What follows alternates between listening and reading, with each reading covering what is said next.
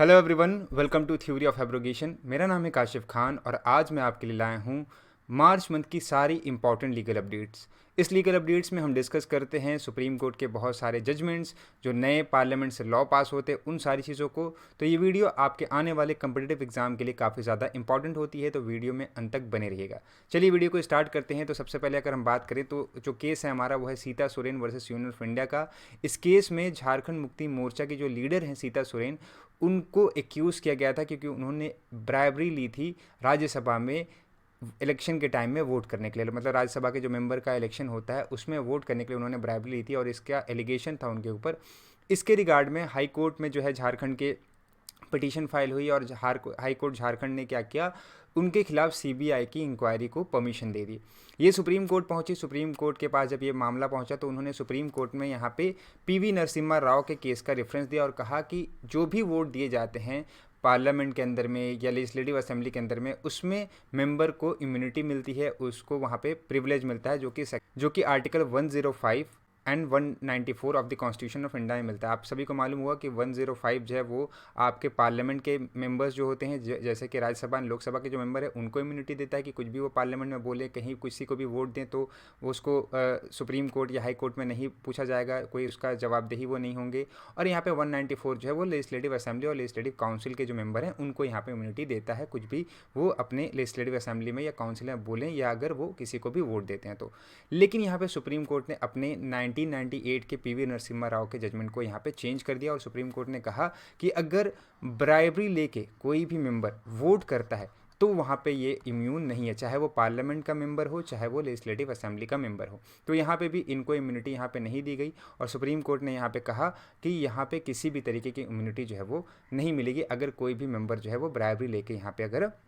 Vote करता है तो। नेक्स्ट केस की अगर हम डिस्कस करें तो नेक्स्ट केस है association for the democratic reform versus union of India का। इस केस के फैक्ट की बात करें तो आप सभी को मालूम होगा कि पिछले महीने ही इलेक्टोरल बॉन्ड के ऊपर सुप्रीम कोर्ट का जजमेंट आया और सुप्रीम कोर्ट ने एसबीआई को बॉन्ड इशू करने से रोक दिया और कहा कि जितनी भी इंफॉर्मेशन है बॉन्ड से रिगार्ड में कि किसने किसको कितना चंदा दिया है, किस मतलब पर्सन ने या किस कंपनी ने जो है किस पॉलिटिकल पार्टी को चंदा दिया है, उसकी सारी इन्फॉर्मेशन आपको डिस्क्लोज करनी है within 3 month from the date of judgment. और एक 6 मार्च तक का जो है यहाँ पे जो है एक टाइम लिमिट दिया था और यहाँ पे कहा गया था इलेक्शन कमीशन ऑफ इंडिया को कि आप ये एसबीआई से इन्फॉर्मेशन रिसीव करके अपनी वेबसाइट पे 13 मार्च तक पब्लिश कर देंगे। 6 मार्च का जब डेट आया तो सुप्रीम कोर्ट के पास फिर से एसबीआई पहुंच गए और उन्होंने कहा कि हमें जो है 3 महीने का टाइम चाहिए, इतनी जल्दी हम ये सारा डाटा जो है रिलीज़ नहीं कर सकते क्योंकि ये डाटा बहुत अलग अलग बैंक से के पास है, वहाँ से हमें कलेक्ट करना पड़ेगा, इसको जो है फिर उसकी फ़ाइल तैयार करनी पड़ेगी और ये बहुत लंबा प्रोसेस है। एसबीआई को 11 तारीख को सुप्रीम कोर्ट ने फटकार लगाई और 12 तारीख तक उनको कहा गया कि आप सारा डाटा जो है रिलीज़ करिए। 12 तारीख तक जो है इनको रिलीज़ करने का फिर एक डेट दिया गया और ईसीआई मतलब इलेक्शन कमीशन ऑफ इंडिया को कहा गया कि आप 15 तारीख तक जो है वो 15 मार्च तक सारा डाटा रिलीज़ कर देंगे। एसबीआई ने फिर यहाँ पे एक गड़बड़ी क्या करी कि उन्होंने 2 अलग अलग फाइल में डाटा दिया। उन्होंने एक फाइल में बताया कि कौन से डोनर हैं, उन्होंने कितना पैसा दिया, और एक फाइल दी कि किसको कितना पैसा, किस पॉलिटिकल पार्टी को पैसा मिला है। फिर पिटीशन जो है सुप्रीम कोर्ट के पास पहुंची और सुप्रीम कोर्ट को कहा गया कि यहाँ पे जो कोड है हर एक इलेक्टोरल बॉन्ड में उसको भी डिस्क्लोज करने की जो है वो बोला जाए एसबीआई को। एसबीआई के बाद फिर यहाँ पे 18 तारीख को हेयरिंग हुई और 18 तारीख को फिर जो है सुप्रीम कोर्ट ने एसबीआई को फटकार लगाई और सुप्रीम कोर्ट की जो कॉन्स्टिट्यूशनल बेंच थी 5 जजेस की, उन्होंने एसबीआई को कहा कि आप कोड के साथ पूरा डाटा रिलीज़ करें। 21 तारीख की डेट दी गई और 21 मार्च को फिर एसबीआई ने सारा डाटा रिलीज़ कर दिया जिसमें पता चल गया कि किस पर्सन ने, किस कंपनी ने, किस पॉलिटिकल पार्टी को कितना पैसा चंदा दिया है। तो आज के टाइम में हमारे पास सारा डाटा अवेलेबल है। इसके ऊपर हमने एक डिटेल वीडियो बनाई है, आप इस वीडियो को भी देख सकते हैं। आगे डिस्कस करें तो जो हमारा नेक्स्ट केस है वो है W Kujur versus state of Jharkhand का। इस केस में सुप्रीम कोर्ट ने बहुत सारी गाइडलाइंस इशू की है with regard to police report procedure. तो आप सभी को मालूम होगा कि एक पुलिस रिपोर्ट सबमिट होती है सेक्शन 173 के सब सेक्शन 2 ऑफ सीआरपीसी में, ठीक है। तो ये जो रिपोर्ट सबमिट होती है, अगर ये सही तरीके से जो गाइडलाइंस दी गई है, जो प्रोसीजर बताया गया है 173 के 2 में, अगर वो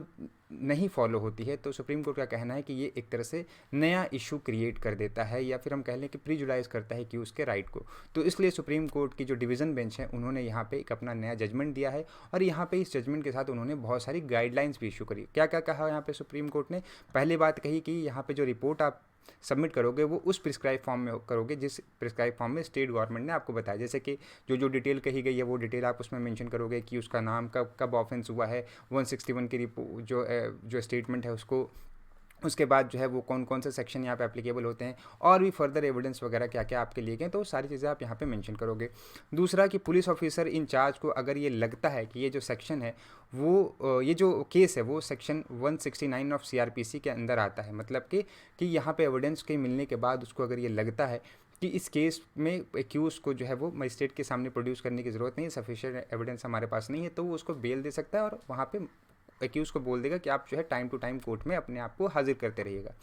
तो यहाँ पे वो जो है क्या करेगा, इस अपनी रिपोर्ट में इसको क्लियरली स्टेट करेगा, मेंशन करेगा। अगर उसको लगता है कि ये जो केस है वो कहाँ फॉल कर रहा है, 170 में फॉल कर रहा है, तो वहाँ पे पुलिस ऑफिसर क्या करेगा, उस एक्यूज को 24 आवर के अंदर में मजिस्ट्रेट के सामने प्रोड्यूस करेगा, फर्दर इन्वेस्टिगेशन करेगा, और वहाँ पे उसके साथ क्या क्या है रिपोर्ट भी पेश करेगा, और जो भी अदर इंपॉर्टेंट डॉक्यूमेंट है वही मजिस्ट्रेट को वहाँ पे फॉरवर्ड करेगा। उसके बाद यहाँ पे लास्ट पॉइंट इस गाइडलाइंस में कहा गया है कि जो भी फर्दर इन्वेस्टिगेशन जो ऑफिसर इंचार्ज करता है या कोई भी पुलिस ऑफिसर को हमने इन्वेस्टिगेशन के लिए उसमें चार्ज में लगाया है, तो वो भी जो है उस फर्दर इन्वेस्टिगेशन की जो भी डॉक्यूमेंट वगैरह हैं, जो भी रिपोर्ट्स वगैरह मिली हैं, उन सब एविडेंस को, चाहे वो ओरल फॉर्म में हो, डॉक्यूमेंट्री फॉर्म में हो, इलेक्ट्रॉनिक फॉर्म में हो, उन सब को जो है मजिस्ट्रेट को फॉरवर्ड करेगा। ठीक है, तो ये सारी चीज़ें जो है वो कंप्लाइंस होनी चाहिए as per section 173 sub section 2 और जो फर्दर सेक्शन है हमारे उन सब चीज़ों को लेकर। तो यहाँ पे ये अगर प्रोसीजर फॉलो नहीं होता है तो एक तरह से प्रिजुडाइज होता है एक्यूज़ के राइट का।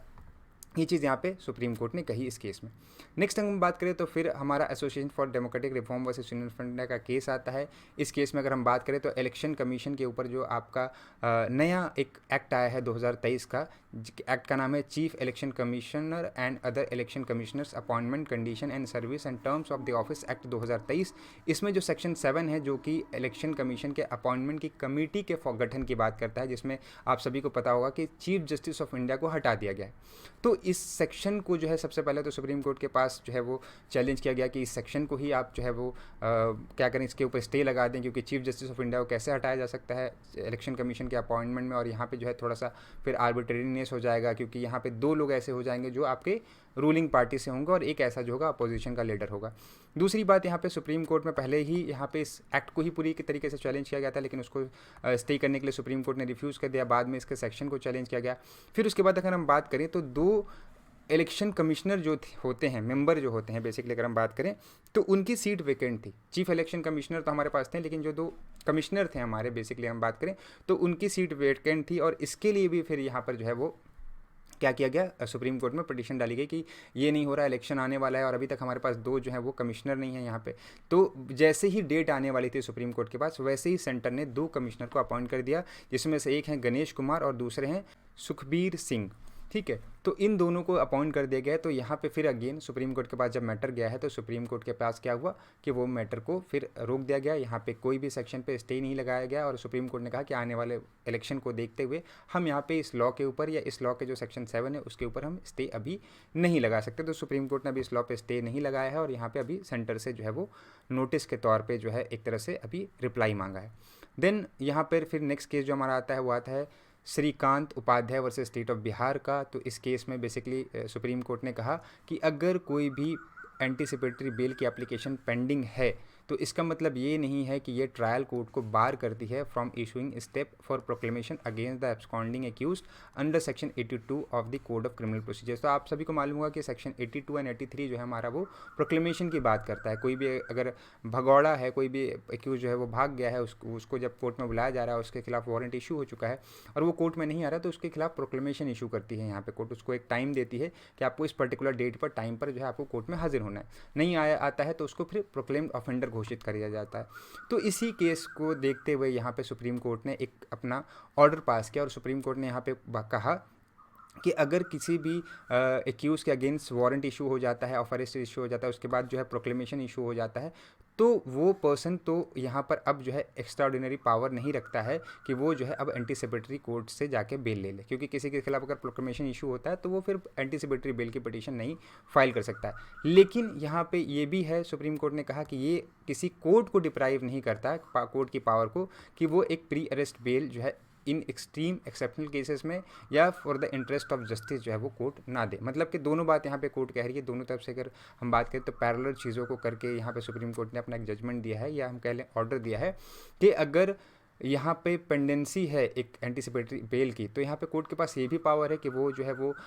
उस पर्सन के अगेंस्ट प्रोक्लेमेशन इशू कर सकता है। और अगर प्रोक्लेमेशन इशू हो गया है तो अगर यहाँ पे एक्सेप्शनल केस है, कोई एक्सट्रीम सर्कमस्टांसेस आ रहा है, तो उस केस में कोर्ट जो है उसके पास अगर कोई एंटीसिपेटरी बेल पेंडिंग है तो उसमें बेल भी दे सकती है।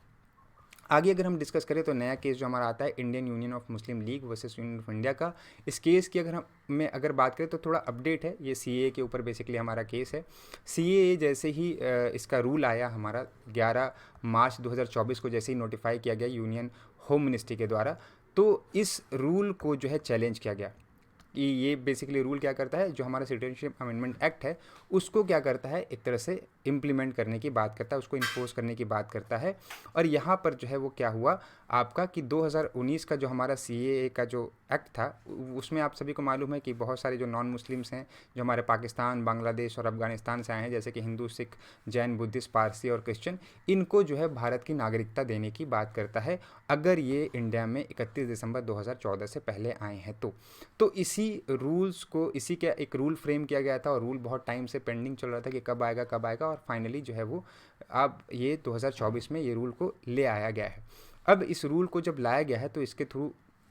कमेटी बनाई गई और ये कमेटी क्या करेगी, फॉर्म्स लेगी, जो लोग आए हैं उनके फॉर्म को स्क्रूटिनाइज करेगी और स्क्रूटिनाइज करके उनको यहाँ पे क्या होगा, सिटीजनशिप देगी। तो इसको रूल को जो है यहाँ पे Indian union of Muslim league ने चैलेंज किया सुप्रीम कोर्ट ने और कहा है कि ये एक तरह से डिस्क्रिमिनेटरी है। और भी बहुत सारे बातें की जिसके ऊपर हमने एक डिटेल वीडियो यहाँ पे बनाई है जिसको आप आई बटन पर क्लिक कर सकते हैं। तो कोर्ट ने अभी जो है फिलहाल कोर्ट के पास ये लोग स्टे लेने गए थे इसके रूल के इम्प्लीमेंट होने पर, तो यहाँ पे स्टे लगाने से मना कर दिया है। और सुप्रीम कोर्ट ने सेंटर को कहा है कि 2 अप्रैल तक इसका जो स्टे वाला एप्लीकेशन है उस पर आपको 5 पेज का रिप्लाई करना है और बाकी जो अदर एप्लीकेशन है यहाँ पे उनके ऊपर 8 अप्रैल तक आपको रिप्लाई करना है। और अब इसका 9 अप्रैल को नेक्स्ट हेयरिंग की डेट रखी गई है। डिटेल वीडियो हमने बना रखी है, जैसा कि मैंने बताया, आप उसको देख सकते हैं। लास्ट यहाँ पर मैं आपको कहना चाहूँगा कि जो थ्योरी ऑफ एब्रोगेशन है वो जुडिशरी की तैयारी आपके लिए लेकर आया है। आप हमारे कोर्स को परचेज़ कर सकते हैं, बड़े ही रिजनेबल प्राइस पे हमारा कोर्स अवेलेबल है। इसके लिए हमारी वेबसाइट पर यहाँ पर सारी डिटेल अवेलेबल है, आप हमारी वेबसाइट पर जाके यहाँ पे